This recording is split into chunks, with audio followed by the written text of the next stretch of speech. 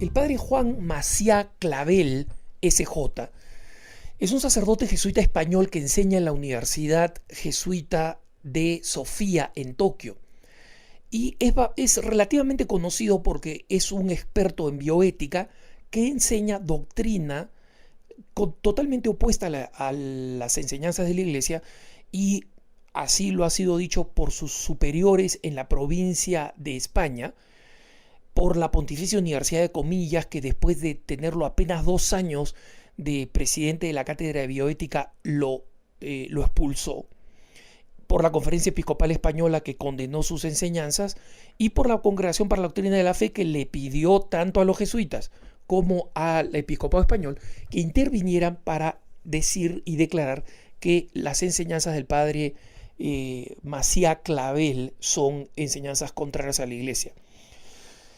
Con esto se debería acabar cualquier discusión sobre los escritos del sacerdote, pero como recientemente escribió un artículo publicado por el famoso diario anticatólico español El País, me parece importante dejar en claro que este artículo, titulado Ley, Ciencia y Conciencia ante el Aborto, es básicamente un intento de proporcionar justificación católica para aceptar la legalización del aborto, ¿no? Siempre con una cantidad enorme de matices. Hay que tener cuidado con esto, hay que tener cuidado con el otro.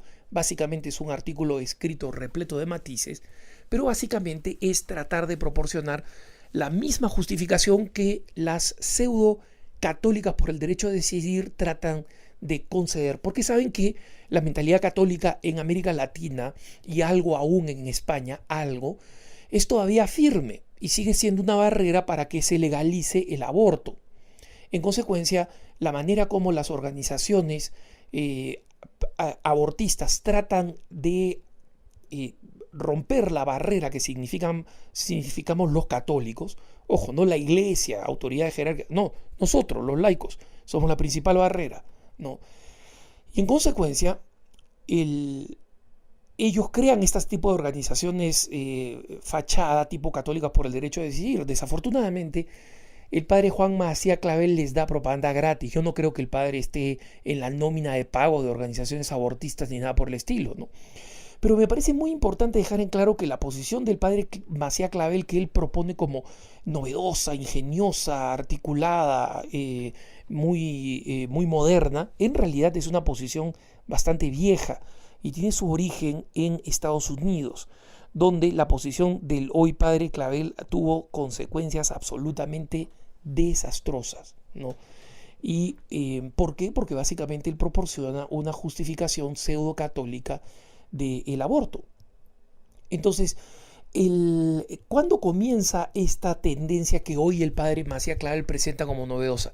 Comienza en una fecha bien precisa, es julio de 1967, cuando el padre Theodore Hesburgh, uno de los responsables, ha cumplido ahora 90, 95 años, no sé cuántos, ya está muy anciano, cuando el padre Hesburgh, que era presidente de la Universidad de Notre Dame, una de las católicas más importantes en Estados Unidos, el padre se convirtió en la figura más prominente para la descristianización de las universidades católicas. Él convocó a una reunión en un balneario famoso, propiedad en esa época de la Universidad de Notre Dame, Land O'Lakes, en Wisconsin, en el estado de Wisconsin, donde se reunieron los principales presidentes de las universidades católicas y concluyeron que para recibir dinero del Estado, que les era negado por ser confesionales, había que abandonar el seguimiento de la Iglesia y había que entregarse completamente a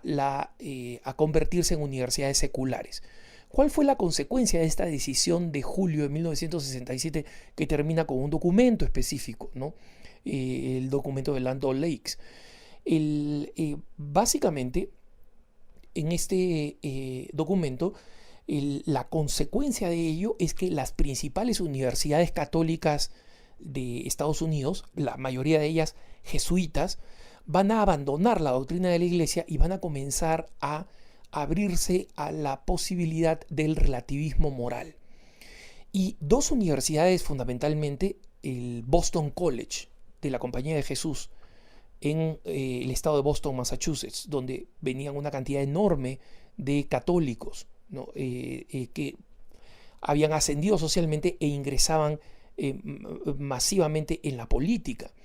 Y la Universidad de Georgetown en Washington, D.C., lo que hizo fue comenzar a formar políticos católicos, futuros políticos católicos con esta mentalidad relativista, ¿no? Y esto no solamente supone, por ejemplo, la gran familia católica de los Kennedy, que después del presidente Kennedy, absolutamente todos los que han participado en política, desde Ted Kennedy hasta los otros Kennedy, Schreiber Kennedy o vinculados paterno o maternamente con los Kennedy, absolutamente todos son políticos católicos abortistas. Es decir, esta reunión de Land O'Lakes creó entre los jesuitas exactamente los mismos argumentos que hoy está dando a conocer el padre Maciá Clavel, según el cual no hay que fanatizarse tanto, ¿no? Hay que tener cuidado. Y una de las máximas expresiones de lo que el padre Juan Maciá Clavel enseña fue el jesuita Robert Drinan, ¿no? El jesuita Robert Drinan fue un congresista. Ustedes dirán, ¿no? ¿Cómo un sacerdote jesuita congresista? Sí, fue un sacerdote que fue permitido por las autoridades jesuitas de su época, o por lo menos no prohibido, para participar como congresista en el Congreso de los Estados Unidos siendo sacerdote. Y fue congresista reelegido 5 veces en un periodo de 10 años. En 1980, o sea, prácticamente recién entrado el Papa Juan Pablo II al gobierno de la Iglesia, prohíbe que los sacerdotes participen en actividades políticas, totalmente. Y Robert Drinan tiene que renunciar al Congreso y decir, bueno, voy a terminar mi temporada y ya no vuelvo a ser elegido. El padre Drinan es el principal justificador de todas las leyes que terminaron reforzando la decisión de la Corte Suprema del aborto. Se opuso a cualquier limitación al aborto mientras era congresista, sacerdote jesuita, y le dio justificación a la cantidad enorme de políticos católicos para ser fundamentalmente proabortistas. Un dato interesante, ustedes saben que en Estados Unidos, donde los católicos son solamente 1/4 de la población, ¿saben ustedes que son el grupo religioso más representado en el Congreso de los Estados Unidos? Eso diría, el Congreso de Estados Unidos está en la capacidad de hacer grandes transformaciones. No, ustedes saben que de esos católicos, 2/3 de ellos son pro aborto, están a favor del aborto, es decir, son católicos, se reclaman católicos, pero son totalmente pro aborto. Entonces, ¿por qué son pro aborto? Porque han creído en las justificaciones que les dieron los jesuitas de las universidades de Georgetown y de Boston College, que son exactamente las que les dio el padre Juan Maciá Clavel. ¿Cuáles son esos argumentos? El primero, y acá utilizo los subtítulos que escribe el padre Maciá Clavel en su propio artículo, dice, no hay que confundir los límites legales con fases del proceso biológico. O sea, básicamente lo que quiere decir el padre Maciá Clavel aquí es que no hay que confundir que una ley decida, por ejemplo, que se puedan experimentar con lo que él llama preembriones, ¿no? Preembriones. Ese es un término totalmente arbitrario inventado por gente tipo el padre Maciá Clavel. No existe el preembrión, existe el embrión. Pero ellos le llaman preembrión al que está todavía en la trompa del falopio y no ha descendido para anidarse en el útero. O sea, exactamente el mismo embrión que simplemente todavía no está anidado en el útero, pero que está dentro del vientre de la madre, según el padre puede ser objeto de manipulación. Eso es totalmente arbitrario. Él no tiene ningún argumento científico para que las leyes permitan esta visión, ¿no?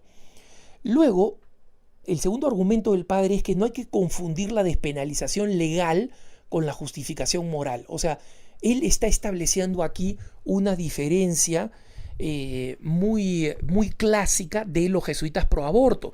Y acá no es que tenga alguna ojeriza contra los jesuitas, el problema es que en Estados Unidos los grandes formadores de los proponientes de esta teoría, especialmente el católico neoyorquino de origen italiano Mario Cuomo, que terminó siendo presidente del Partido Demócrata, alcalde de Nueva York, muy famoso, si es que no gobernador, aquí pido perdón si me equivoco, si es que fue alcalde o gobernador, fue una persona pero muy importante, fue candidato a la candidatura de la presidencia, es decir, precandidato por el Partido Demócrata para tratar de ser presidente de los Estados Unidos, que fue el que presentó esos argumentos ofrecidos por él por un grupo de sacerdotes jesuitas norteamericanos que le ayudaron en esta justificación de la matización del aborto.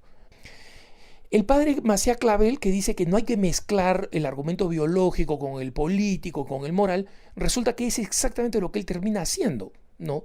Porque él termina hablando de lo político, de lo biológico y de lo moral para justificar el aborto. Miren ustedes en concreto esta explicación. Dice, no hay que entender la embriología, o sea, el desarrollo del embrión, de modo mecanicista. ¿Qué cosa quiere decir con esto? Aquí les leo lo que dice el padre. Dice, la concepción no es un momento mecánico como conectar un enchufe, sino un proceso vital, que es formarse y crecer de un ser viviente.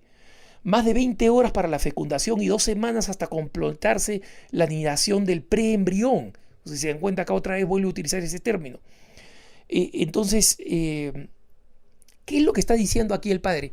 Lo que está diciendo el padre es complicado, no es como un enchufe.